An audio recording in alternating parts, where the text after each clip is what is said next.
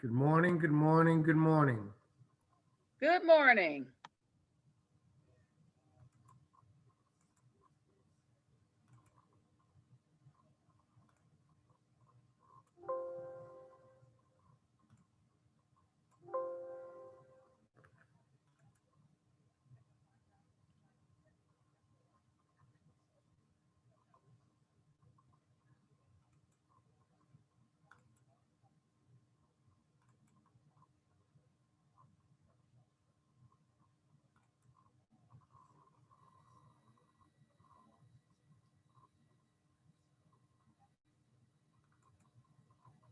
Can you guys see my ugly face?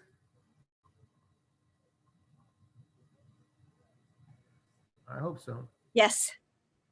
All right. All right, I'm gonna go off video until we start. How are you, Nancy? I'm good, thank you. It snowed last night. Well, you up there in snow country. So. Where do Yeah. you live, Nancy? Huh? Where do you live? I live in Reno, Oh, okay. but I'll be in Las Vegas next weekend. I miss going there.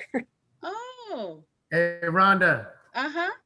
my son had a track meet up in Reno in May. Uh-huh. It rained, it hailed, and it snowed at an Wow. outdoor track meet in May. Me and my wife went to the local Kmart Uh-huh. and we bought the team gloves and beanies because Kmart had a special. Uh-huh. They were like $3. Yeah, that was Kmart. I And miss Kmart. we bought the whole team gloves and beanies because Wow. nobody was prepared for that kind of weather in May. Yeah, That was crazy. that is I used crazy. to live. I used to live in Tahoe, and it was July 4th. It was not. It was common that we'd get a snowstorm on July 4th or sometime in July. Wow. Yeah, yeah. Well, do you still have a hookup in Tahoe, Nancy? Because you know I'm a golfer and I want to play Lake Tahoe. I wish. I know. I don't. See? I left it. I was spending I made that trip daily from Tahoe to Reno for like 23 years, every day back and forth. And then I added up how much time I was spending on the road. And I said, is it worth, and I wasn't taking advantage a lot of times of the beauty of Tahoe. So I said, you know what? I'm just going to move to Reno. Wow. I got you. Yeah, when we were in Reno, we were only there for the day and we drove back. But I understand I got to drive along the side of the mountains to get to Tahoe. Yeah, it's only 45 minutes though, and Okay. it's really not bad. Okay. It really isn't. I used to go to school upstate New York, and one of the routes when I was a youth, the bus would be along this mountain. So, I mean, we were literally on the edge. And ever since then, I'm not big on mountain climbing. No. What school? New York Military Academy. And where? Where was it? It's in Cornwall, New York. Yeah. Okay. It is 5 miles north of West Point. Oh, okay. My brother went to a military academy in Vermont. Oh, okay. Yeah. Okay. What was the name of it? Oh, I'm trying to think right now. I knew you were going to ask me that.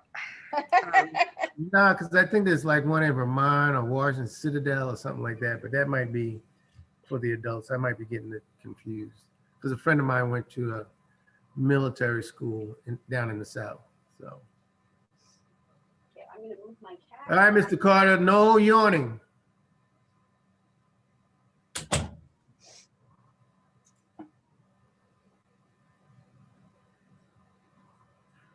I'm going to step away for a minute and then I'll come back and put my camera on.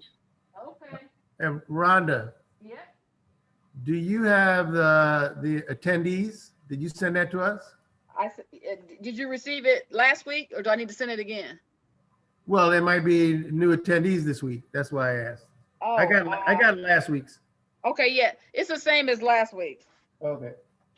I'm going to do a roll call today Okay. to see who's in class. Okay.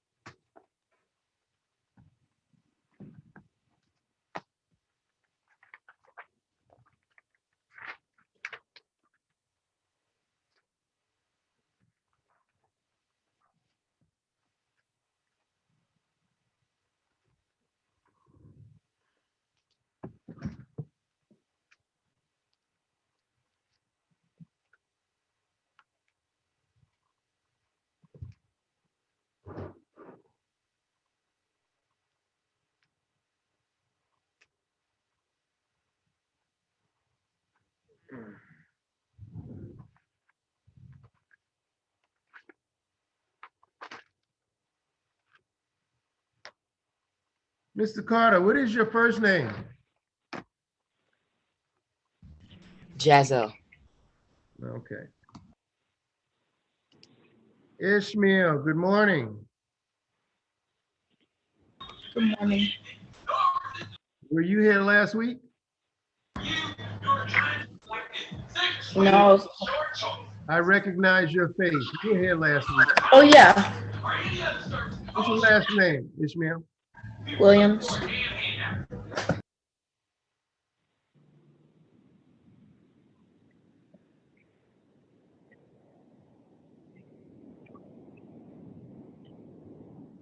I'm just chit-chatting with you guys because you guys are the first ones on board. Also, Oniana Bulware is calling in until we get to a computer. The phone number is the last four digits are 4044, but we'll be moving to a computer screen in about 5 minutes. What is her name? And she, Oniana Bulware, and we were not here last weekend.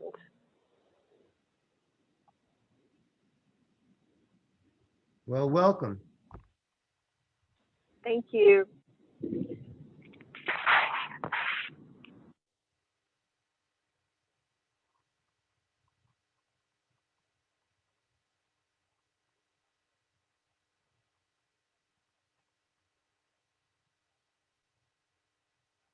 Cynthia Thompson, were you here last week?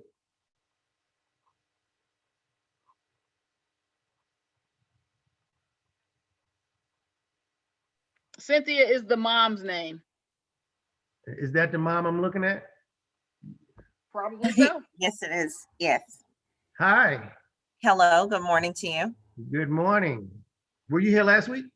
No, sir, I was not. Okay, welcome. Well, thank you so much. Was I to be here last week? Pardon me? What's your daughter's name or your son's name? Majesty? Okay, great. Yeah, he was here last week. Yeah, he was here. Okay. We didn't want to get him in trouble, so we're gonna tell a tale for him anyway. Well, thank you. That's how all us kids get caught. Somebody asks a question. I thought you were there. Right. Well, are you gonna stay online with us, Cynthia? I did receive a text. Am I to be with you guys today? You're more than welcome. Okay. Sounds good to me. There you go. There you go.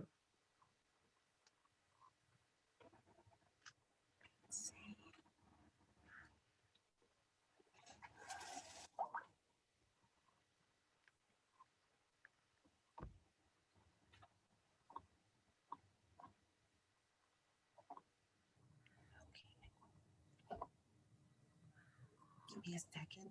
I'll be right back. Let's see.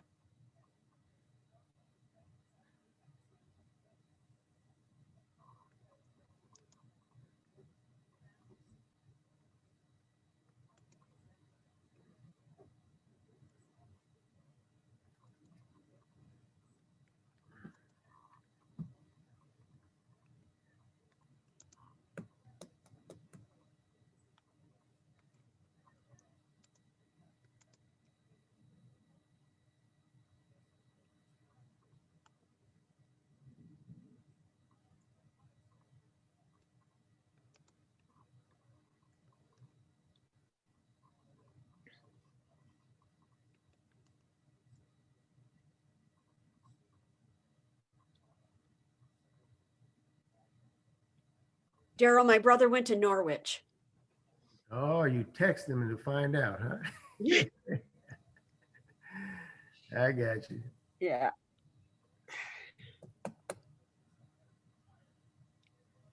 And you know, I went to the military school, Nancy, because I wanted to go to a basketball camp.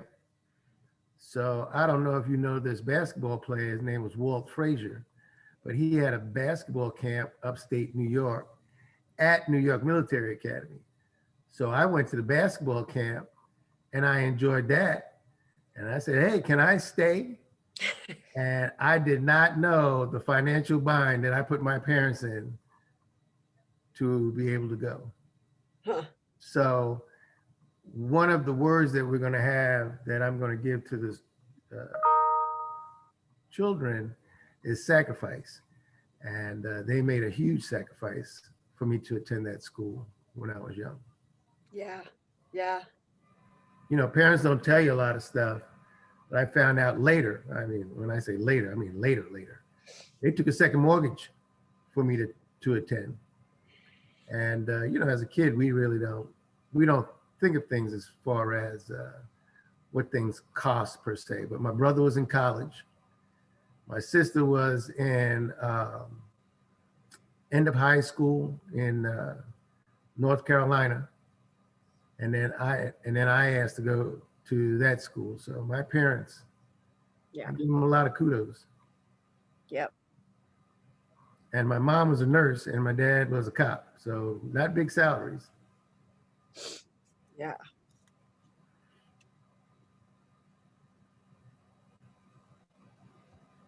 But, you know, my mom was big on education.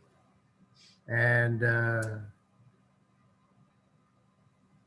I was still in high school when she started her undergrad work, because she was a firm believer that education can improve your quality of life.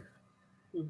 And because of that, my dad went back to school, and then my mom went and got a master's, and then my mom went and got a double master's.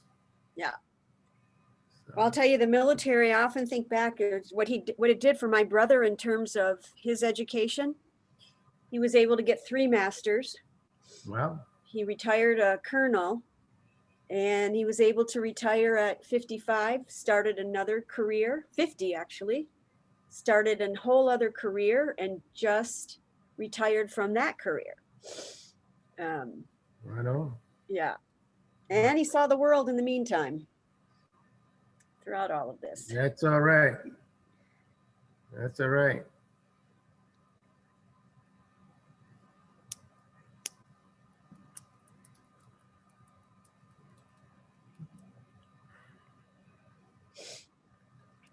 How are we doing, Rhonda? We're doing great. We're going to Okay. start in about 2 more minutes. Okay. I want to do welcome everybody and do roll call, and we'll jump right in. Okay. Hey, Caesar. Hey, Brylan. I can only see the top of your face, Brylan. Move your camera down. That's a handsome looking face. Now look at that. Look at that. Well, we got Cynthia. Okay. Majesty. Good morning.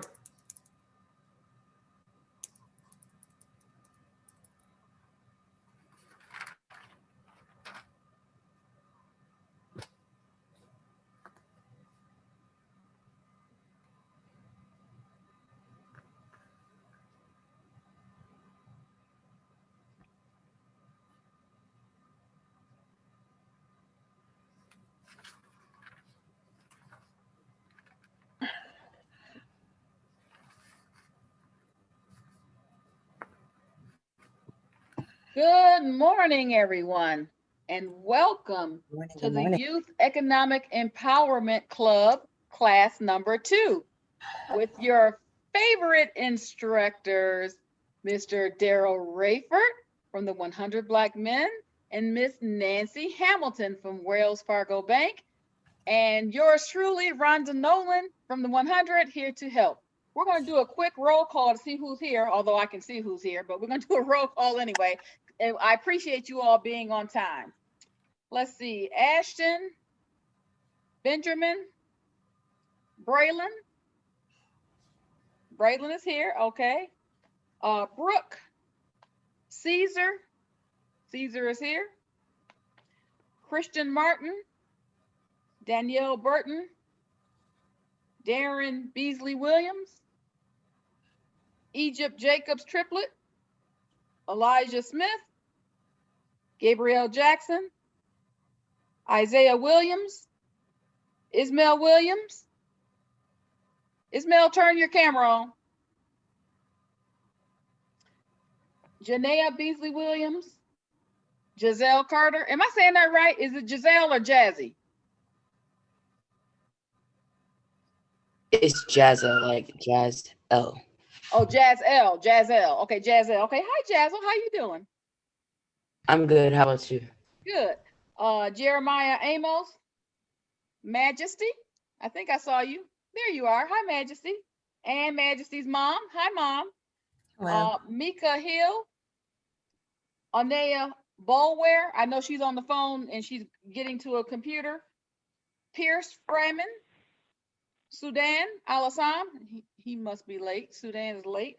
Taylor Johnson, Tyler Rowe, and Zahara Medina. Okay.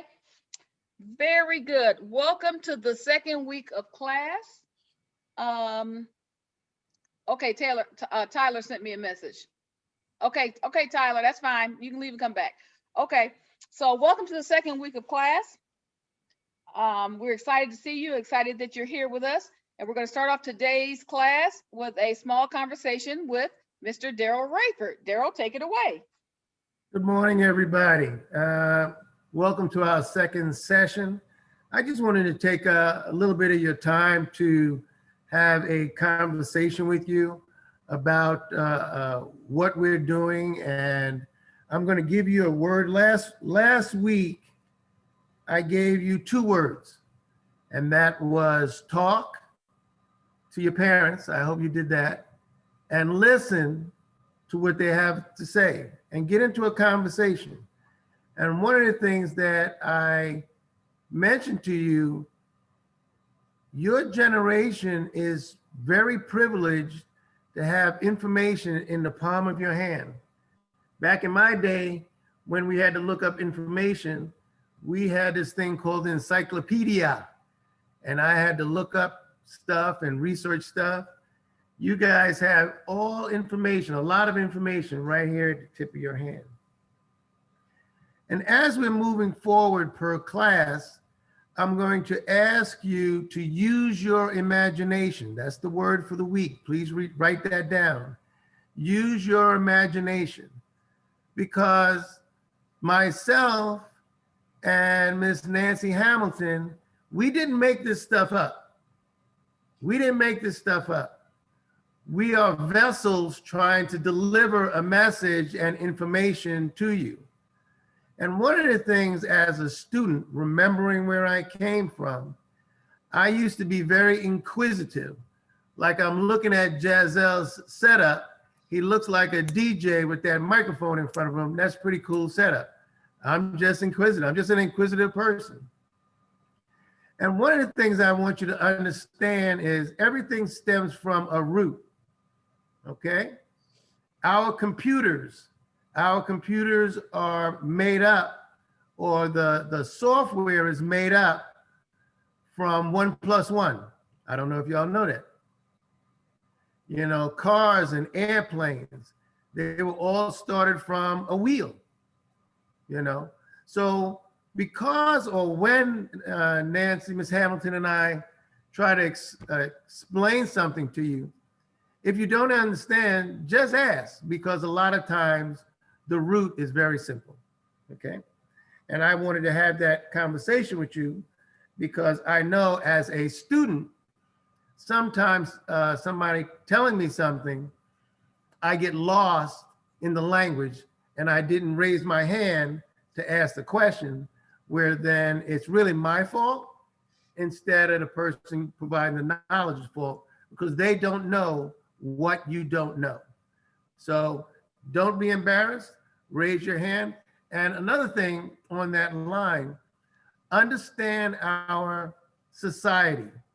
When we're 2 or 3 years old, we talk. However, as we get older, somebody, whether it's a family member, teacher, starts telling us to be quiet. And that's the phase that we're in right now. We don't talk for fear of embarrassment. Well, look at our society. What Miss Nancy and I are trying to do is prepare you for the workforce. And in the workforce, they're asking and they're requiring you to talk. So use this forum as a laboratory to talk. There's no right, there's no wrong, there is engagement, and we're here to help you. So use this as a laboratory to talk. We want to help you. So having said that, I'm going to bring on Miss Hamilton, who's got 30 years in banking, 25 years with Wells Fargo, and I value her opinion and her knowledge. We've had various conversations. So take a lot of notes. It's a treat to have her. Thank you, Miss Hamilton, for coming. Well, thank you, both Daryl and Rhonda. And thank you for coming back today. I echo everything that Daryl has said. I think not only ask questions of Daryl and me and Rhonda, but money is a family thing and it's a family conversation. And so we learn from how our parents have handled money. We look at things that they do really well, things that we would like to change. We would like to see change, but it's really good money management really does, it involves the family. Now, there are some things that your parents aren't going to talk to you about right now around money. Those decisions are, adult decisions. But in terms of, as they're grocery shopping, and if you're involved in that process or thinking about some purchasing decisions of family TV, is becoming involved in and asking questions and learning from your parents on how they're making those money decisions. My apologies, my cat is hungry. So my apologies. So those are some of the things. So what we're going to do today is I want to start out by kind of reviewing what we did last week. And so last week we talked about just getting you started on all of this journey and establishing goals. And it's really important for us to think about our goals because most of our goals have a financial aspect to them. You want to buy a car, that's a goal. But in order to buy the car, you're going to have saved some money to do that. How are you going to do that? What's your plan for saving that money for reaching that goal? And, as we go through next week, I think we'll talk a little bit more about how you write goals. We talked about how money works in society. You buy something, that gives money to someone else. They buy something. It's a big old circle of how money works. We talked about opening a bank account. Now, I think one of the things that we would hope and we want you to do at the end of our 6 weeks is to feel comfortable enough where you can open a bank account, or if not open a bank account, be able to have a conversation with a financial institution about how you open an account, what you should be doing, and having that conversation. It's important to establish a relationship with a financial institution, not only to open up a checking and savings account, but for them to get to know you so that when it's time for you to borrow money, if that's what you choose to do, get a credit card, if that's what you choose to do later on when you're 18, that they already know you. And that makes it easier for you to be able to borrow that money. They know that you can handle money well. They know that you've been able to manage your accounts, your checking and savings accounts well. You know, when You mind if I choosing a you bank, mind if I chime in, oh, Nancy? of course. Piggybacking off of what Nancy said and what I said earlier, we need to understand what money is and why do we have it. And again, this is my imagination. Once upon a time, before there was money, we only had goods. Somebody may have been a farmer who was raising pigs. Somebody may have been a farmer raising cattle. Somebody may have been a farmer raising crop. What value did the person of the crop have on its crop versus a pig, versus a cow? And for exchange, I would have to figure out a value for my crop for a pig or a cow. Well, that became a little cumbersome in my imagination. So money came out to have a value, so it's an easier way of exchange, just a simple, easier way of exchange. So if you were selling bushels of corn and 10 bushels of corn was one pig, that means the pig was valued at 10 bushels.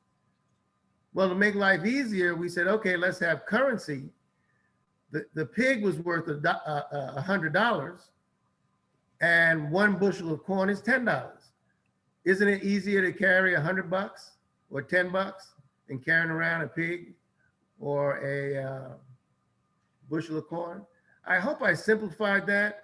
And what we're talking about is the evolution of money and what we value and how we exchange that money. So take it away, Nancy. Okay, and that's right. So, again, and if you've never been into a bank, they can be intimidating sometimes. We try really hard not to be intimidating, but go with your parents or go with a buddy, go with a friend, and talk to them about, you know, how you open an account, what you need. The bank will ask you questions about kind of what your goals are. And that's how they start to get to know you. Most student accounts really you can open a student account these days for just $25, putting in $25. And there are special accounts for teens. Most banks and credit unions have special accounts for teens that limit the fees on those accounts and everything else. So do your homework, talk to more than one bank before deciding on which one you're going to choose. You may choose to, you know, the easiest thing may be for you to go and talk to the bank that your parents bank with. They already know your parents. So those are just some tips. The other thing we talked about in terms of bank accounts is really managing it well. You never want to spend more than you have in your bank account. And so, you know, my tip of the day, couple of tips of the day, always know how much you have to spend each day before you go out of that house. And if you're going out and you're going shopping, always know how much money you have to spend that day, whether it's spending online or whether it's spending, you know, where you're going out and with your friends and stuff. And try not to exceed that. That's going to be very important because it's really easy to spend more than you actually think. So really set a limit each day, set a limit on how much you can spend. And that's going to depend on how much you earn and how many bills you have to pay and all of that. But I think if we look at it on a day-to-day basis, it's going to help us manage our money more. And then in terms of saving, always try and save something. So always try and save and have a little bit of money left over at the end of the month. So instead of saying, you know, a nice way, easy way of doing this, you know, sometimes we say, I'm going to save $50 a month. $50 can be pretty high. It can be a lot. So if you're saying, okay, if I'm going to spend $50 a month, or let's say 30, we're going to make it easier. Instead of putting $30 away at one time, what does that equal? What does that come down to per day? If you're saving $30 a month, how much are you saving per day? How many days in a month? 30. 30. Okay. So I'm And if saving $1 a day. that'd be $1 a day. So is it easier to save $1 a day and put $1 a day away somewhere where nobody's going to access it versus putting $30 into an account at one time during a month? So that's think of the ways that's going to make it easiest for you to put a little bit of money away. So Can that, I say something, Nancy? yeah, absolutely. By a show of hands, who has a calculator right next to them? Anybody have a calculator? 1, 2. Everybody Three. turn your screens on so we can see Can your you turn face. your screens on so this could be an interactive session, please? 3, 4. Cynthia, okay. Jeremiah, okay. How many people have a calculator? Ashton, Egypt, can you turn your computer on? I am in the financial advisory business. I'm retired, but I still, matter of fact, I love helping people reach their goals. And a lot of times when you talk to people, they will talk themselves into saving. You don't have to tell them to save. They will talk themselves into saving. I had a client that I asked to save a certain amount of money. And they said, I don't have it. So we went down their list of things that they do. And this individual was buying 3 Starbucks a day. How much is a Starbucks a day? Like $5, $6? And they were buying 3 of them. So, and it was a young lady, well, not a young lady. And she wound up saving about $250 a month, as Nancy's saying, because she said, I'm gonna give up 1 Starbucks. And she's been my client for about 5 years, and she's got a nice little nest egg now. So a lot of times you can create a good habit, a savings habit, if you just make a little sacrifice. All right, Nancy. Yep, and I agree with that. And then we talked about debit cards and how you protect yourself. So a debit card, what is a debit card? Who can tell me? Anybody know? So when you open up a checking account, there's 2 types of accounts, savings and checking. Yes, Giselle. A debit card is a card that has your money on it, not someone else's. Correct. It has your money on it. So it's attached to your checking account. And then you can use that instead of using cash. And when you use it, you can use it to purchase things. So you can use it to you know, at Walmart, at the grocery store, at 7-Eleven, wherever. And you can use it to purchase things, but it's very easy to overuse it. So you have to be really careful. Again, before you walk out of the house every day, whether you're going with your friends or anyone else, know how much you have to spend that day. And try making a no spending day for one. You know, I don't need to spend any money today. So try never to spend more than you have in your account. And at the end of the day, look at what you have in your account and look at what you've spent. Your debit card comes with a PIN number, personal identification number. That is how the bank identifies it is you taking money out of the account. It's really important that you be very careful about who you give that to.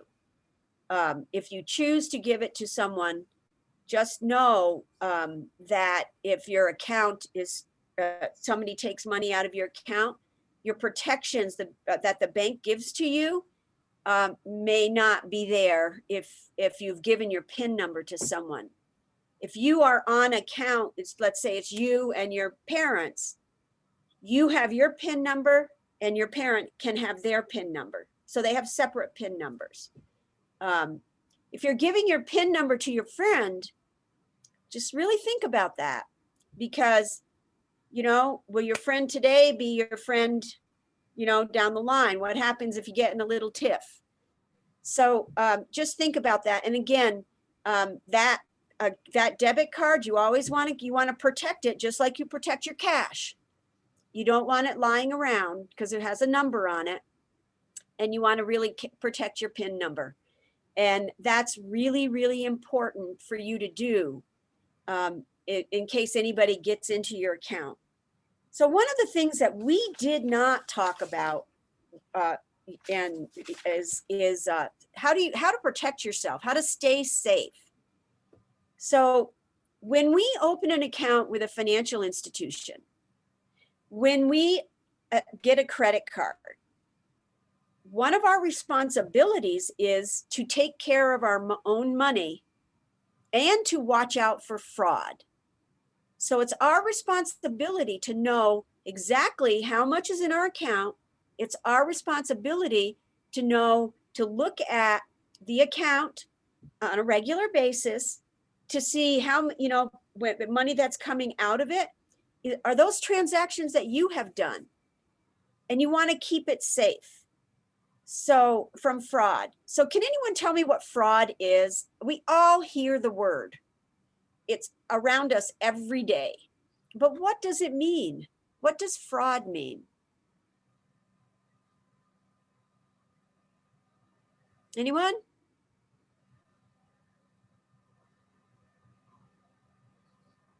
Caesar, do you know? It's when my wife takes money out of the bank account and I didn't know about it. That's a joke, people. You guys are not laughing. That's a joke. That is not fraud. So Daryl, what is fraud? Fraud is when somebody takes your money and claims that they are you. Yep. And using your identification. Yep. I have a sister-in-law who brought a friend. Now she hasn't known this friend. She hasn't spent time with this friend since high school, but the friend was on hard times and they're in their 50s now. And she allowed the friend to stay in her house. Well, the friend got access to her credit card and the friend said, okay, I'm better now. I'm gonna move out. And when she moved out, my sister-in-law was like, great, I'm glad you got yourself together.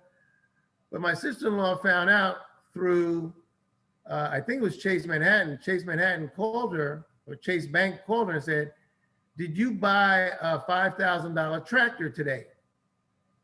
She said, no.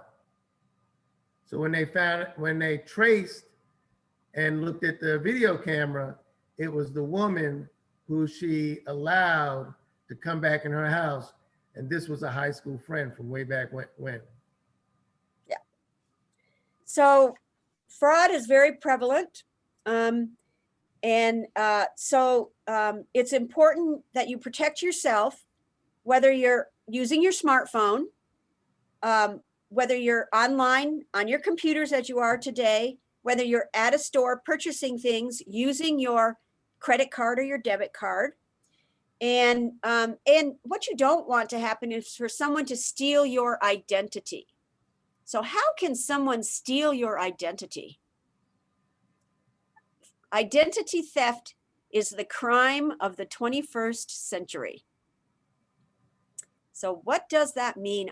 Someone is stealing your identity. Is this just for the young men to answer or anyone to answer? Anyone to answer. Anyone. Yeah. Okay, well, for someone to steal your identity is to take something that belongs to you, get a hold to your social security number, your birth date, your prudent information, the information that identifies you as you. Correct. And what are they going to do with it? They're going to use it for fraudulent purposes. So what they're going to do is they're going to take your social security number, and they're going to open up a credit card and they're going to open it up under your information, but the bill's not going to go to you. It's going to go to whatever address they put there. And they have the intent of never paying it back because it's not them, it's you. So the bank and the credit card company thinks this is you. So then you're gonna get, the credit card company is gonna be coming to you to look for the payment, not the person who stole their identity. So that's why it's very important to protect your personal information. So your personal information can be many things. Your personal information can be your bank account number, is your bank account number. Your checking, your savings account number. If you have a credit card, it's your credit card number. It's your birthday. It's your social security number. If you have insurance cards for medical insurance, and I know this is probably a bit much for you right now because you probably don't have some of these things, but I think it's nice to start learning about this right now. It's your insurance card. With an insurance card, you have a number. So it's that. So you always want to protect those. However, Nancy, when Nancy said you might not be knowledgeable of insurance cards and stuff, this is where I'm asking you to talk to your parents. So if Nancy and I use a term, write it down and talk to your parents about it. Thank you. So let's talk about some ways you can protect yourself. And let's talk about online. How can you protect yourself? So after you're finished, if you're searching for something, you're going on your browser, Google. I use Google all the time. You're going on there. After you're done doing it, shut it down. Okay? Close it out. Get out of there. If you are working with your bank online, don't just exit it out, close down your computer. Before you exit that computer, shut down the computer, the bank will say exit. There's be a little icon at the top, log out. Always log out. If you're in an application, log out before you leave. If you're purchasing stuff online, we talked about this last week, look to make sure that something is, that website is secure. So how do you know if a website is secure? Do you know, Giselle? If my McAfee safe browser has a green check by it. Okay. What else? At the top of when you're online, you have the web address. And I'll show you in a second when we go on to our financial education program. But it starts out HTTP, and then some have HTTPS. The S means it's secure. If the S isn't there, it may not be secure. The other thing is if there's a lock on the website, okay? If you're going to go pay for something, it will generally, if there's a lock there, visual of a lock, then that means it's secure. And one of the things that we talked about last week, with all these safeguards that are around, you got to be the chief security officer. No matter what's out there, you've got to employ good judgment on whether to use it or not. I had mentioned that anytime I use online, I never use it on my cell phone. My wife does, but I don't. I use my laptop, which is on my desk. If I take my laptop out of my house, I don't even use my laptop for online because I just don't know who knows what. So if I purchase something, I'm purchasing something at my desk from my laptop, same IP address. So if they say, hey, you bought something at Sears and Roebuck on such and such a date, I know if I did buy it, I was at my office and at my desk. So if you have personal financial information, never send that in an email. So don't send an email to someone with your account number in the email. Never do that.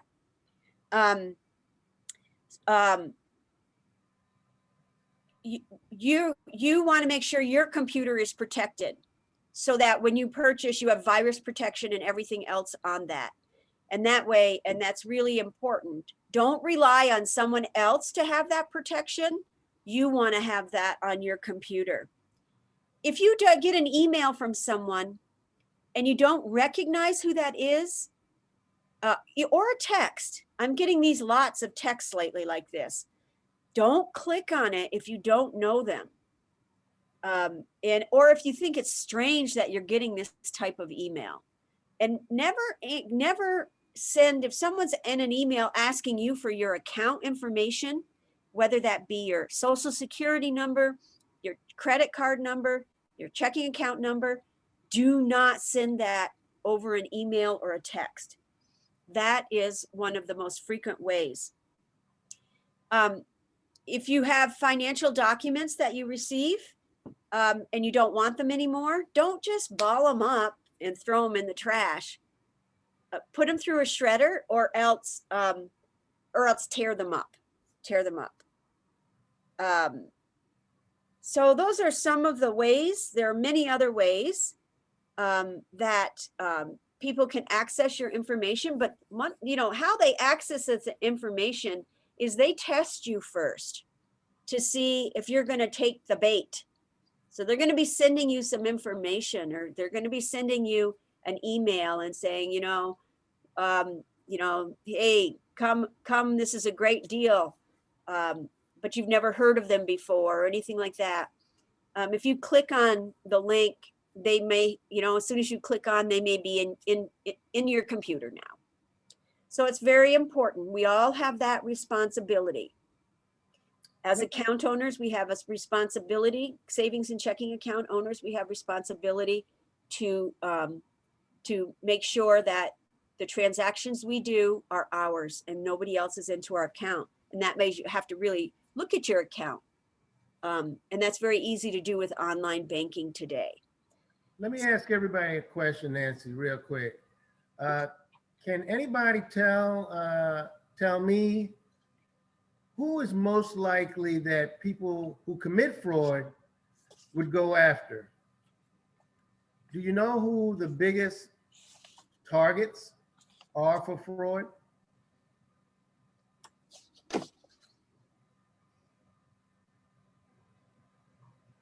Google always immediately sends a verification. Yep, that's true. Well, young people and the elderly, biggest targets for fraud. Yep.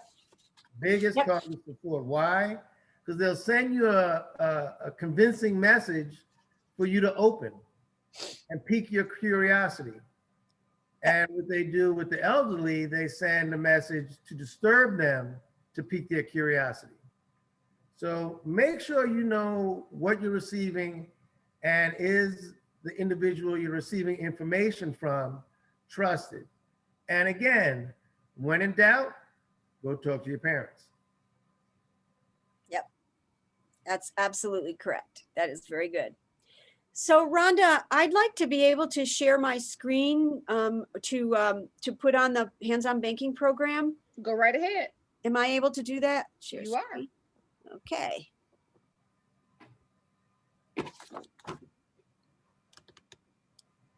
Okay, so today, any questions so far about what we've talked about? All right, and if you don't, if you can put them in the chat and we'll answer them. If you have questions after we leave today, just send Rhonda, Daryl, the question. We will get you an answer back. And then we'll also, if it's important to you and you have the question, you can bet your bottom dollar that your other, other people on this call also have probably the same question. So we will also talk about it at our next class. So today we're going to talk about earning money and earning money and getting a job. So who currently has a job? I can't see everybody, but how many of you currently have jobs? Okay, anybody? I see one. Can you see everybody, Rhonda? No, when you share your screen, I can't see everybody. Okay, so just put it in the chat if you have a job. Okay, so how is having, when you have a job, you're earning income, you're earning money. So how is having a job, how is earning money beneficial to you? How is that?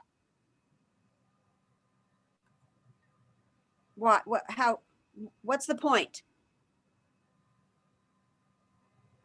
Anybody?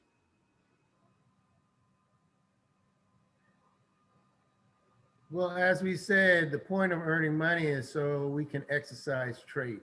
And someone said in the chat, it makes you independent. Caesar said it makes you independent. It makes you independent. Yes, it does. Earning money, having a job, it's beneficial to you by making you independent. Yep.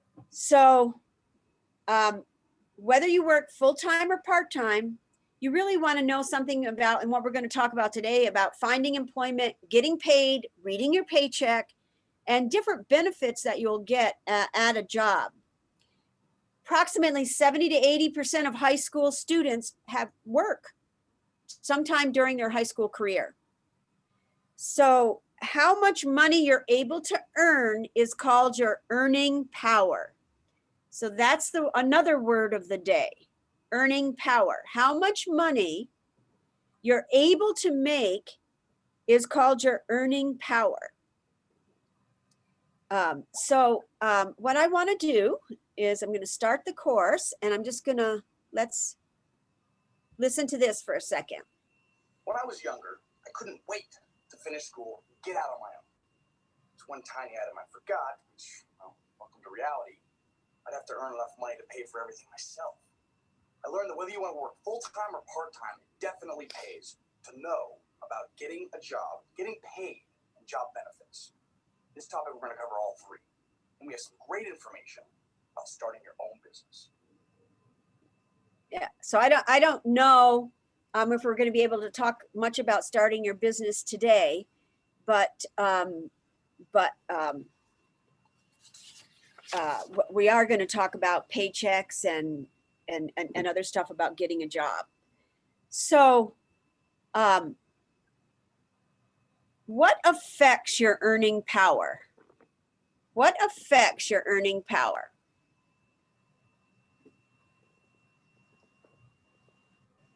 There are many different things that affect your earning power, your ability to earn income.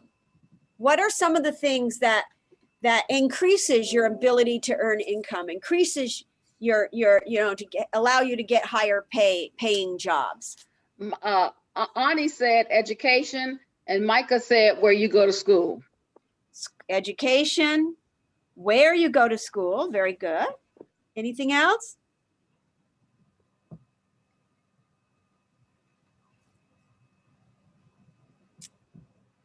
What about skills, the skills you have? What about the job you get?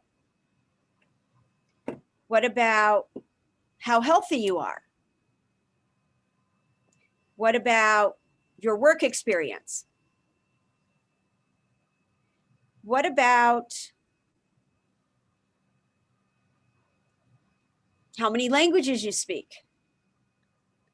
Micah said the effort you put into your job.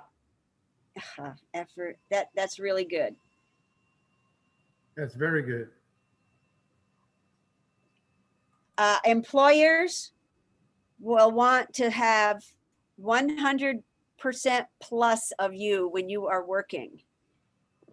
So they want you to not, and that's one of the things in terms of good money management.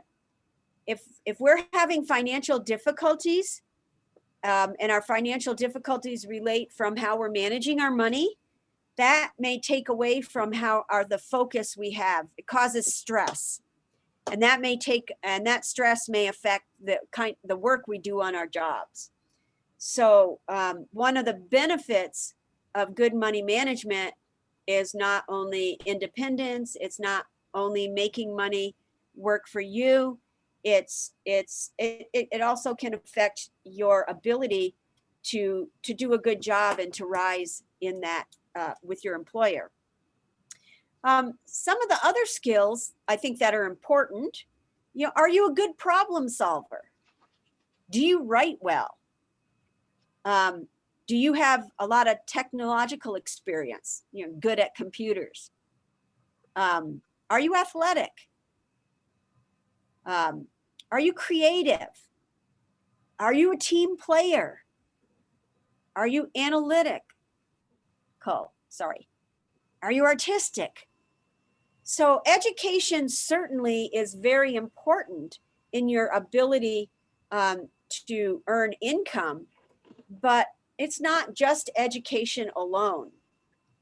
I can have the best education in the world, but if I don't get along with anyone and I make it very difficult for anyone to work with me, my job opportunities are probably going to be a little bit limited. In today's world, in terms of jobs, it's all about teamwork and your ability to work with a team. When I started out, teamwork wasn't as important as it is today. It was, if you were a loner and you like to do stuff on your own, that was more acceptable. But today it's not, because our world is so complex that it takes a team to get a lot of stuff done. Daryl, I don't know, Rhonda or Cynthia, if you have anything to say or add to that. Well, one of the things that I want to get to, again, I go to the root. In our society, we look for a job to become independent. But when you take on a job, the employer is not hiring you to pay your rent. The employer is not hiring you to pay your car note. The employer is not hiring you to pay for food. It's a contract and it's agreement between the employer and the employee. I will work hard for you for a salary. And if I do well, you'll increase my salary. And in turn, I will work hard for you so my business or your business is more profitable. And that's the cycle. That's the agreement between employer and employee. But a lot of time, we think that the job is to pay our rent. It's bigger than that. That is absolutely correct and very well said. So, education is a key factor, but let's look at how much of a factor it can be. It can be. If you look in here on this chart, you can see that the higher degree of education, your pay will get higher. Now that doesn't mean that not everybody's going to want to go and get that master's degree or that doctor's degree. There are some very good fields now where you won't need that high of a degree, and you can still get paid really well. You have businesses coming into Las Vegas that in Reno, just take Tesla, for example. Everybody's heard, have you heard of Tesla, the car maker? They came into Reno, offered all of these jobs. People are getting paid as starting out as very good, very good pay to start out. But no doubt education is, is a big factor in how you, the income that you will receive. Many businesses today will require, just about everyone will require a high school degree. And then most will require at least a 2 or 4 year college degree now. So if you take a look at this chart, a college graduate, which is your bachelor's degree, will earn 1 million more in their lifetime, in their working lifetime, than a high school graduate. And your working lifetime is about 40 years. Okay. So if you're going to start work 18 or 22, depending on if you're going to college or not, 4-year degree. If you're looking at a 4-year degree, that's 22. And you'll work till retirement age right now is 67. So that's a little over 40 years. So that is your working. And in your working life, really the ideal years are 20s and 30s. Those are the ideal years in terms of getting and raising your income. 40s too. But I see in our bank, and I've been with the bank, Daryl said, many years. And I see all of the young people coming in that are so bright, so eager, and just give a whole new perspective on the business and it's really refreshing. It's really refreshing to see. So any questions on that? But again, there are many jobs that don't require specialized education beyond high school, but some do. And then you may be thinking about owning your own business. But whatever job you have, whether it's a vocational technical field, there's always going to be most of the time, there's going to be some continuing education that's going to be required. In my job, I attend conferences. The amount of research I do on how to teach financial education is, it's a lot. But what's the best way to reach our youth today and our adults today in terms of, financial education? So that's just some of the learning that I need to continue, not need, but also want to continue to do a good job. So regardless of your chosen field, you will have to take additional training throughout your working life. You could be a carpenter, which I always wanted to be. I said, that's going to be my next career. You're going to have to take training because things change, technology changes.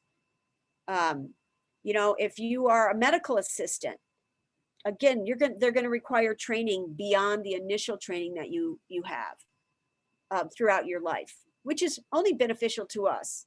Daryl, did you want to add anything to that? No, my phone is ringing, so I put myself on mute not to disturb the class. Okay, sorry. So I would like you to take about, a minute, and I would like you to list your top three career choices. So what are you thinking about doing after you graduate? What are the careers that you are thinking about? And I'm going to call on people. If I'm seeing people are not sharing. So what are your top 3 careers that you are thinking that would really benefit you? And don't feel bad, students, to write down being an accountant like Mr. Rayford. Do not feel bad.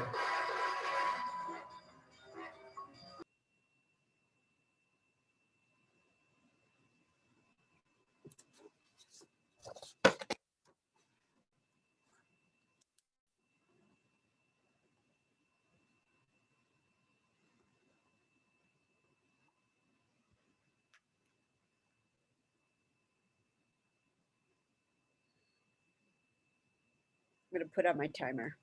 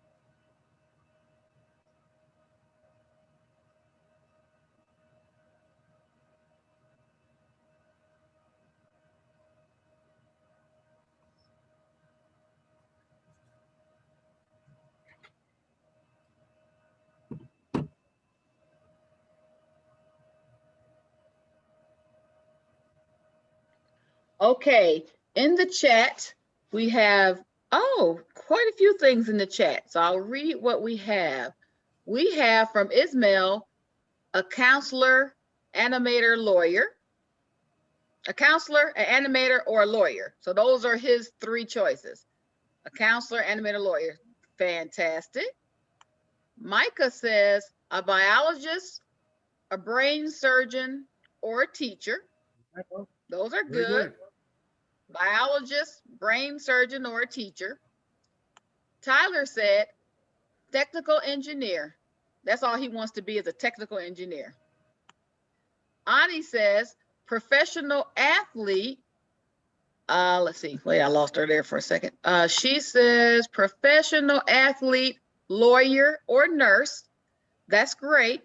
So remember, when you want to be a lawyer, a nurse, or a doctor, when you finish your undergraduate degree, then you have to go to graduate school, and graduate school is nursing school, medical school, law school. Those are the three schools you have to go to if you want to be in those professions.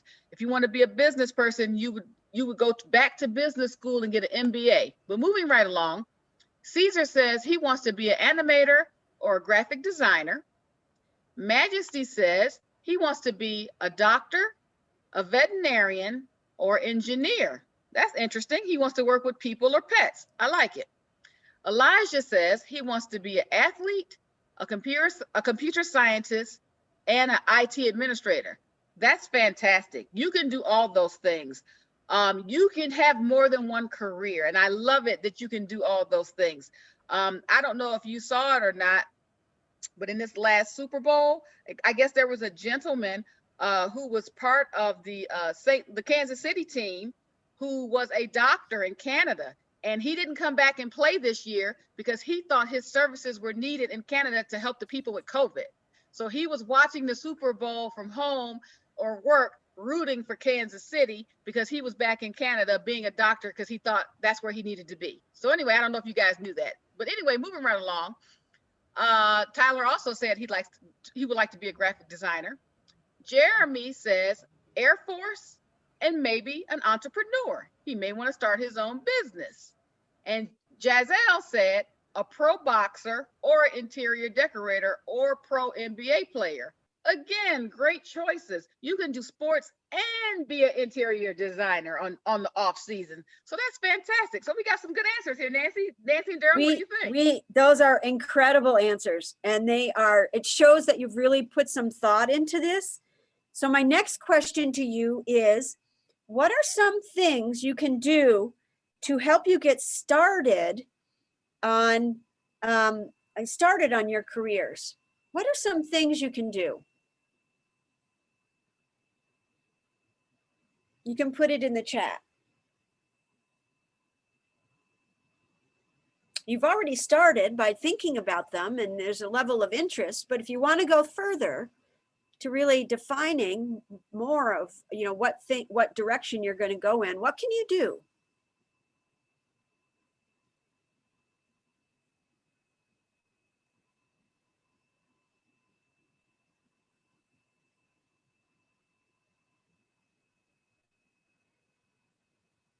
Caesar, do you have any words of wisdom for us here? What can you do to advance, to to go further?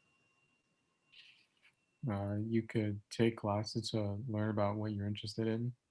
Correct. Absolutely. You can take classes.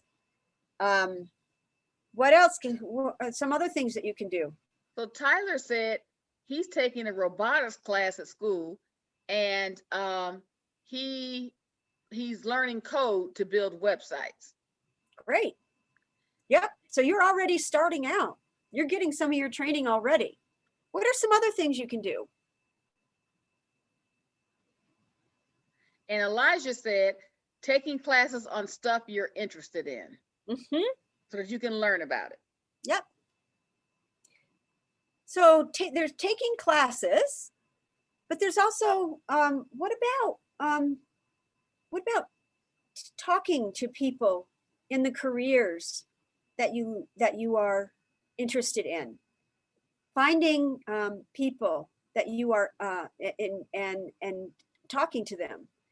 I think this program with 100 Black Men, if you're in the mentor program, is one ideal way of getting you started. Look at Daryl's background. If you want to do anything around Daryl's background, perfect person for you to talk to learn about the good things, the not so good things, everything you want to know.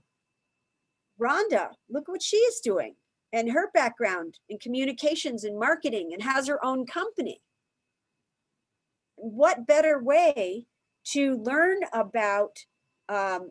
more about the career that you're looking for than to speak to people who are doing it and doing it successfully, and who can kind of take you along. You know what? And while you're talking to those people, say, hey, why don't you, help me along here? Can I talk to you more than once? Can I come to you when I have questions? And I think that's part of what 100 Black Men does already. But Rhonda, Daryl, anything about? I'm going to piggyback off of Elijah Smith. If you go into a field that you love, then it's not work. So I'm going to take his word interested in to love. If you love something passionately, it's really not work, because you don't mind doing it every day. I gravitated into accounting. I like to work with numbers, but I also like to help decision makers move their business in a positive way. I like to be in the mix of all of that. And it's just very rewarding to me. That is very true, what Nancy and Daryl said.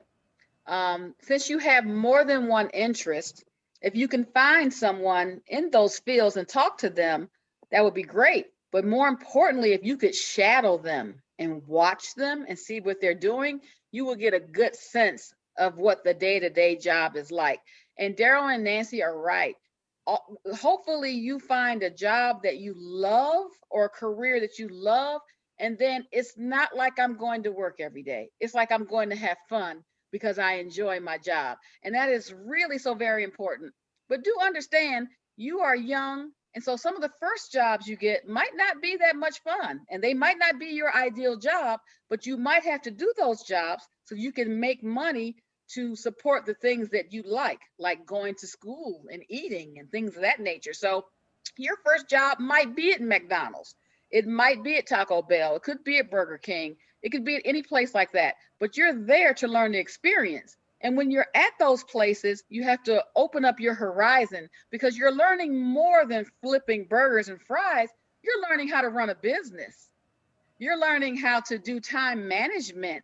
You're learning how to do payroll. You're learning how to do schedules. You're learning how to order the food to make sure you have enough product in the store so that when customers come to buy it, you have it there. There are so many things you could learn at jobs like that. That's just the beginning. And what you do is when you go from job to job or intern to intern, you take everything you know and you keep it in your computer so that you will be able to do more than one thing. And so, yes, Rhonda did work at Burger King. That was my first job. And I also worked at A&W Root Beer. You probably don't know anything about that, but if you know about Sonic, Sonic is similar to A&W Root Beer, except A&W Root Beer had root beer. Okay, I'm done. No, Rhonda, you're absolutely right. I remember in college, in my master's program, I was reading a article of an executive in McDonald's, and this woman said she just loved McDonald's. That was her first job, just to earn some money, and she just loved it. She went and got her bachelor's in business, came back to McDonald's. Went back to school and got her master's in business and finance, went back to McDonald's. And she rose to like a chief executive in the organization. So if you love it, your drive will take you endlessly. That's correct. So we've been throwing around the terms job and career. They mean different things. So who can tell me what the difference is between a job and a career?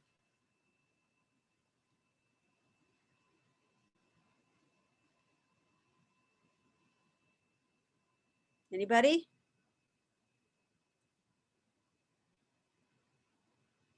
Giselle said he can. Turn on your mic, Giselle, and tell us. Well, a job is something you just do for a short period of time, and a career is something you do for the long term. Like, let's say working at McDonald's, that's just a job, but working as an architect, that's a career. Correct. So a job is a short period of time, and it's, really just to pay the bill, to earn a paycheck, I should say. A career is it's a sum total of your jobs and experiences, working towards, something you love, and that it's going to get you to a higher place, economically, and that. So, and the difference between a job and a career, as Daryl explained, is your attitude. And you spend so much time in your job in your career. You want to find something that you truly, when you wake up in the morning, you're happy to go there. You want to go there. It's very difficult if you don't want to go there to be a really the kind of employee that your employer wants. So all wonderful answers, and I am a firm believer that if we can get, we can do what we want to do. We can reach what we want to reach in terms of our goals. They take some work, but I am a firm believer in that. So any questions so far? So let's talk about finding employment. Let me see. Oops. So let's see what I said. Hold on.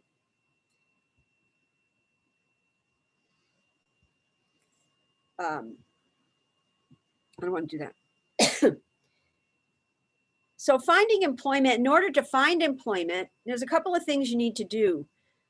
One is your resume, and we're not going to talk about resumes or how to write one right now, but it's important to have a resume. Your resume can take many different forms. There's no lack of information on the internet about writing resumes. Most high schools I know today will, have classes, electives, it's some part of your class in terms of writing a resume. But a resume is really a narrative that just shows, who you are, what you're interested in, and your experience and your education. There are definitely ways to write them, but you want to always have one. And even if you're starting out and you've never had a job, but have you say, okay, why do I have to have a resume? I don't have anything to put on it. Well, you might have something to put on it. Do you do any volunteer work? What are your interests? And even in middle school, you can write a resume. You know, even the work that you do if you to get your allowance. But just keep in mind that's something that you're gonna have to have as you start searching for the jobs that are relating to your career. So your job process is all about self-discovery and what you want out of life and how you do that. So so think about the types of jobs which you've already done. Do your resume, and there's an application process. So the application process today, especially during COVID, is primarily an online process. So many applications, you just submit the application online and the employer will call you back or they won't call you back. My advice to you, if you're looking for a job right now and you put in an application and you haven't heard from the employer, call them. Let them know of how interested you want this job. I'm really interested in this. Let's say you want a job like Rhonda said in McDonald's. Well, they haven't responded to you. Go into the nearest McDonald's and ask to speak with the manager. Tell them how interested you are in working there. So that's one of the things that you want to do. And then you'll have to, once they accept your application and they say, yeah, I think you'd be a good fit for us, there's going to be an interview process. That interview process can be many different ways.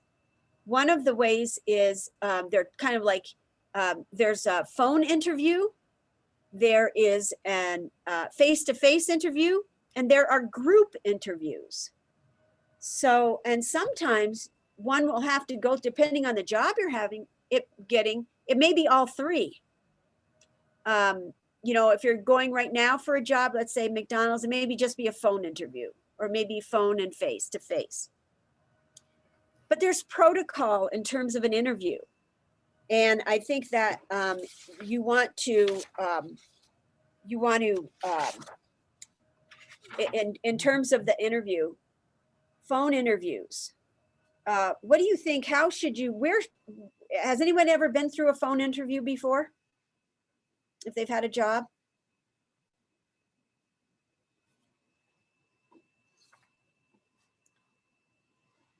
So a lot of interviews are over the phone. And it's very important when you're doing a phone interview that you're in a spot, in a place where there's no interruptions, where the interviewer cannot hear any background noise. It's just a discussion between you and the interviewer. And sometimes the group interview can be on phone too. But it amazes me sometimes how phone interviews that we don't think about that. Or if they say, in terms of the phone, you get on the phone, if you're late to your phone interview, never be late for an interview.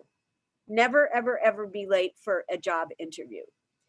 If it's going to be in person, you want to be there at least 5 minutes beforehand. How should you dress for an interview? Daryl, how should you dress for an interview?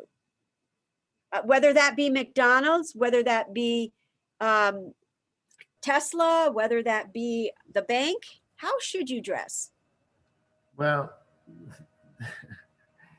that is a very interesting subject. And I'm going to tread lightly on this one because many people want to express themselves.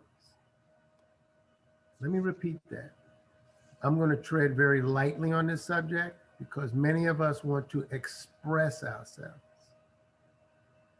That means that you want to dress the way you want to dress because you feel that you're comfortable wearing that dress.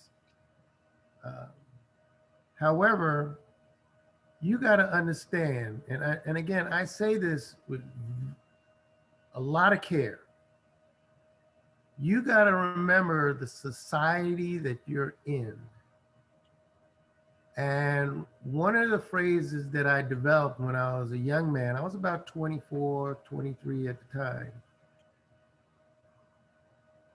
I came up with a phrase: in order to perpetuate a society, in order to perpetuate a society, meaning I want to have influence, I want to make change.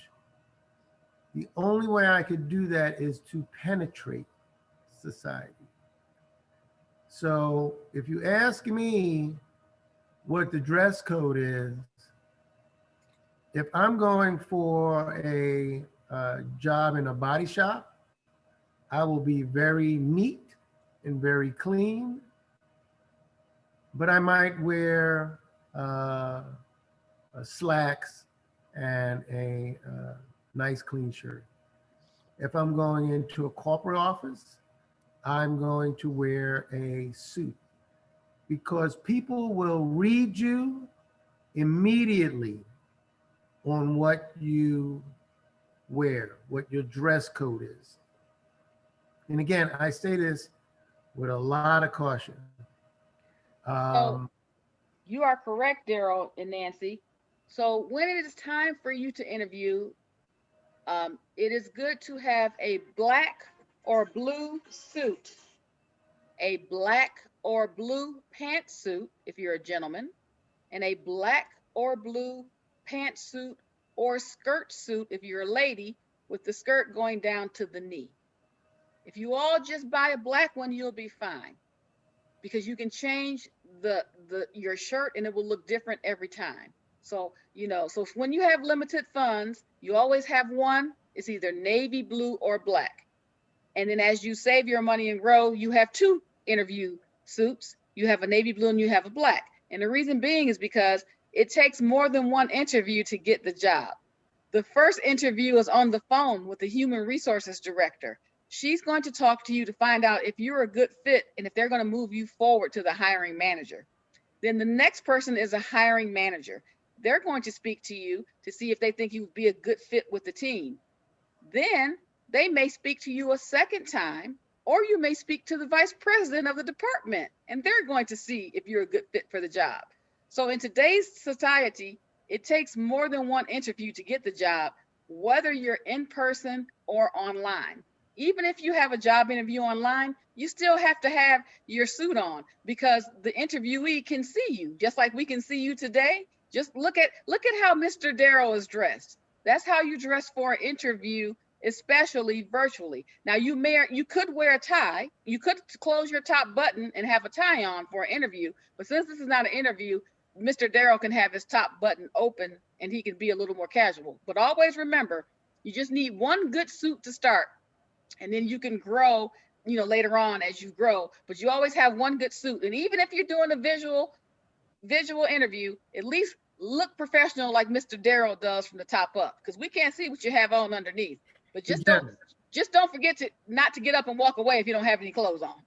No, but you make a good point. But if you paid attention what I wore last week, I wore a dark suit and a white shirt and a yellow tie out of respect to my audience.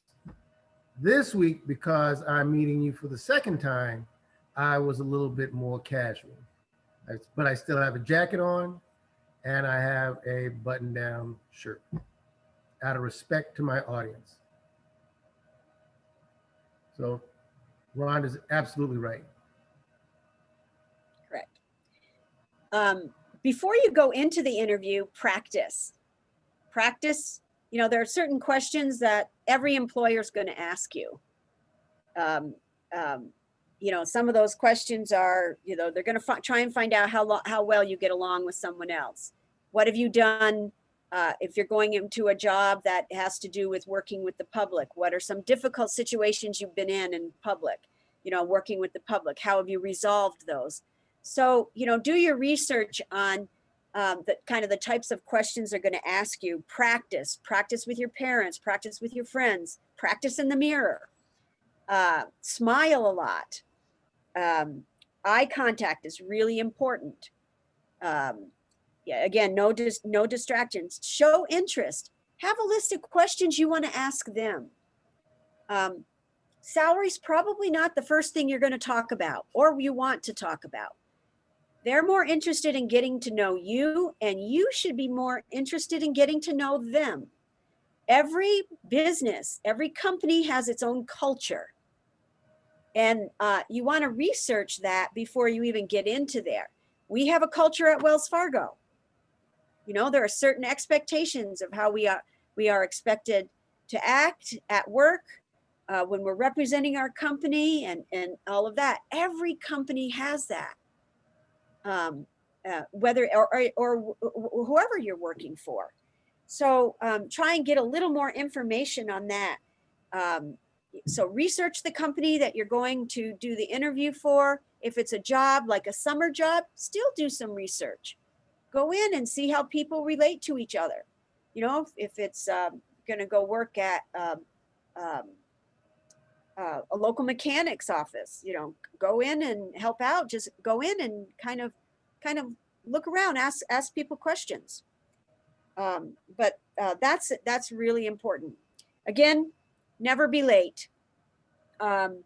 Speak clearly. That's why it's really important to practice. Listening is very important. Not speaking before they finish their sentences, and that you really understand the question. And you may have to say, I need a few minutes to think about that, or I don't know right now. And then when you're done with the interview, thank them. If it's a face-to-face interview, shake hands if that's something you feel that you want to do. And then send them a thank you note. If this is a job that you want, send them a thank you note. And that can be a written thank you note, but I don't know how often we're doing that these days. But if you have their email, you can send them an email thank you note and express in that, you know, thanking them for the time they've taken with you and why you think you're a good fit for this job and what benefits you would bring to the company. So Daryl, I see you smiling. No, what you said is true. And Ms. Hamilton gave you guys and gals a good tidbit. She said, I don't know how many people write a thank you note. When you're looking for a job, you want to stand out. And looking for a job and working in itself is competitive. Write a thank you note, and it'll go a long way. Yep. So you have the job now. You have the job now, and when you get the job, you are going to be earning a salary, and you're going to be getting paid, and you're going to be doing, you're going to be getting paid. Your pay can be once a week, every 2 weeks, not many that I don't know of a month, but it's generally every 2 weeks or twice a month. That's how many employers today pay. So you're going to get a paycheck, and in the next few minutes, we're going to look at what a paycheck stub, and see. It's really important that you read your paycheck stub to see how much they're paying you. Do they have the correct hours on there? And there's money that's being taken out of your paycheck that goes towards paying Social Security and federal income taxes and all of that. So it's a very important. And then at the end of the year, you're going to be getting a tax statement so you can file your tax returns. But it is incumbent upon you to make sure that the amount of pay that they've given you that it's accurate. And because if you're not looking at your paycheck stubs, if something goes wrong, they're reporting to the IRS what they have reported to you. So you want to check on that. But let me see what I need to do here. Okay, let's go again. So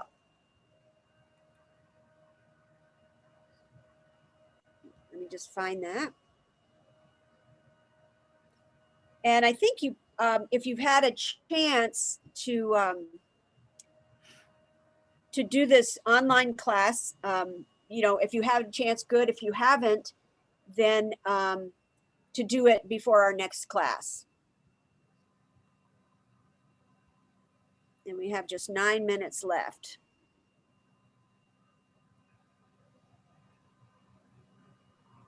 Okay. While Miss Nancy is looking for her screen, I just want to remind everybody, before you leave today, there's a survey over in the chat that you need to complete. So I just want to remind you, before you leave today, please complete the survey at the end of Miss Nancy's presentation. Thank you. So when you get paid, you're either going to get paid by a check, or that you will ask the employer to deposit that check directly into your checking account. Now, many employers can also split your pay when they're depositing it directly. They can split it between your checking account, which is going to be used to pay all of your bills and everything, your day-to-day spending. And then they can put a portion of that into your savings account if that's what you would like to do. So, and that's probably the recommended way. And that helps you to save, because then your check amount is minus the savings, and you aren't going to miss the savings anymore. You're just going to be paying your bills on whatever goes into your checking account. So can everybody see this? So let me get over here.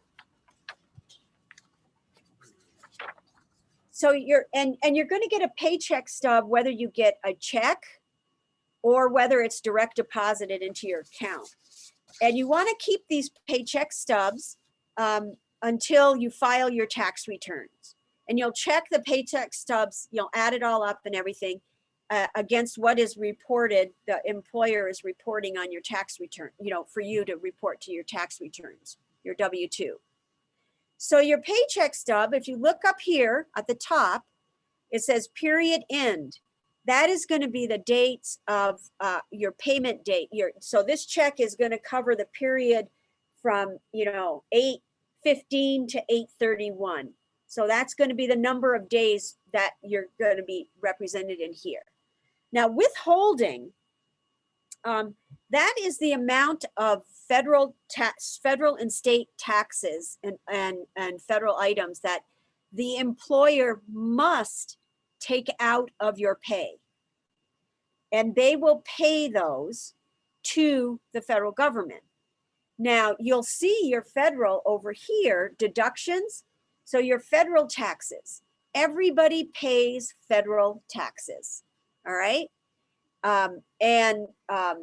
Everybody pays them, and the amount of taxes is determined, it's predetermined what it is.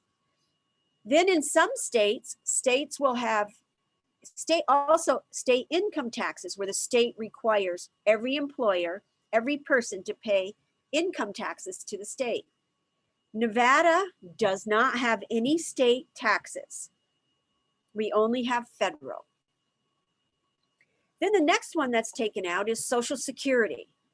So that is the money that we take out every month, every paycheck, that is going towards your Social Security, so that when you retire, you have that money to be able to live on for the rest of your life. Hopefully it'll be a nice little sum. Although Social Security, you're going to have other funds most likely if you want to continue your same style of living. So those, and then unemployment insurance, let's look at that. So unemployment insurance is, if you lose your job, you can file for unemployment, and that would help pay for it. The other deductions that the employer may take out are health care. So so in addition to your pay, employers offer benefits, and the benefits are very important when considering to accept a job or not. What will your benefits be? Now, if you're working just a job right now in high school, your jobs won't probably have benefits to them. But once you start out in the working world, I'll tell you, Wells Fargo, the benefits that we receive from Wells Fargo are about 1.5 to 2 times my salary. So it's huge because they help me with healthcare. So they take up they pay for most of my healthcare costs, my insurance, medical insurance costs for me and my daughter. If they have a legal assistance, so if I need to see an attorney for some reason, they offer a benefit that they work that will help with some of the costs to work with an attorney. Hopefully, I don't have to do that, but guess what? I get it because who knows? My 401k, which is my retirement fund. Now at Wells Fargo, and many employers offer this, they will match the money you're putting into your retirement fund. So my advice to you is when you start working in your career, that you start saving and putting some money aside in your retirement as soon as you start working. Doesn't have to be a lot, but what Wells Fargo does, and I'm only saying Wells Fargo because it's just as an example, many employers have the same benefit. So what they will do is they will match my savings in my retirement fund up to 6%. So if I'm saving 6% of my paycheck, I'm putting 6% of my paycheck into my retirement fund, Wells Fargo will put 6% into my retirement fund. Another 6%. So that's 12%. If I'm only able to save 5%, then they'll put 5. If I'm putting in 10%, they'll do a maximum up to 6. So that's the way employers work. They do that, and they match it. So it really helps to increase the amount you're saving for retirement. Can I add to that, Nancy, please? Absolutely. As we stated in the beginning, when we're 3-year-olds, we always ask why. Why do we pay federal taxes? Well, we got these roads, these bridges. Why do we pay state taxes? Well, we got these roads and sidewalks and so forth and so on. In Nevada, because the gaming business is so large, they are supposed to pay the bulk of our state taxes. However, I want you guys to understand that the governments are just like mom and pop. They run out of money just like anybody else, and they try to find ways to make money, and that's through taxes. And through the 401k, that's free money. If Nancy's job, Wells Fargo is giving her 6%, I highly recommend, if you have a job that has a matching program, max out what they're matching because it's free money. That's all I want to say on those 3 things. It is. And that's, when I look for a job, I look at not only the salary I'm going to be getting, I'm looking at the benefits too. Because if I had to pay medical insurance, it's that my salary might not go too far. And the salary is how much I'm earning. So, on that job. And you're right. I have a 36-year-old autistic son, and my medical expenses when he was born were huge. And thank God I had the benefits from my job. Yep. So one thing that's not on here under deductions is savings. So there's the 401k, which is towards retirement. But in my paycheck, I take a portion of my paycheck and I have it put into different savings accounts. So I have it put into a savings account for my vacation. I have them put into a savings account for emergency, and I have a portion put into just savings accounts for holidays. So that's all taken out. And but I don't miss it. So then I know I'm only paying. This is the amount right here, the $26.79, and I know we have to go. That's the net amount of your check. So $3,100 was the gross up here. After you deducted everything from the deduction side, taxes insurance, healthcare, 401k savings, it came to you are actually has $26.79 to pay your bills and to do whatever else you need that's in your budget. So we went over that quickly. And we And call I'm that net. net. That is net. We went over that quickly. And Rhonda, I'm sorry. I know we have to end because you have another Well, event. well, and Nancy, if we could just kind of put a bookmark there and we'll just Mhm. pick it up next week. Yeah. I'd appreciate it. Rhonda, do you have anything to say besides everybody, please take that quiz that Rhonda posted for you? Yes, that would be great. Everybody, if you can see the, look in the chat and you'll see a link to the survey. Please take the survey. The first answer to the survey, it says, it asks you what chapter of the 100 did this event? It's Las Vegas. And then the second question is, what city and state are you in? It's Las Vegas, Nevada. And then the rest of the questions, I believe you can answer. Please send me a note in the chat once you have finished the survey. Thank you for joining us this week. Thank you, Mr. Darrell. Thank you, Miss Nancy. You were great. We look forward to seeing all of you all next week. I will send you the homework as per usual, and then we're going to review the homework next week. So be prepared to talk about the homework. Thank you, everyone. Miss Cynthia, right. thank you for participating. Thank you for having me. We are having Wi-Fi issues. I don't know if he caught the homework. Oh, did it do it again? No, we hear you. Oh, we are having issues. I don't know if he caught the homework. Okay, we'll send it to you in an email. Okay, thank you so much. Thank you, Cynthia. All right, everybody. God bless. Be safe out there. Thank you.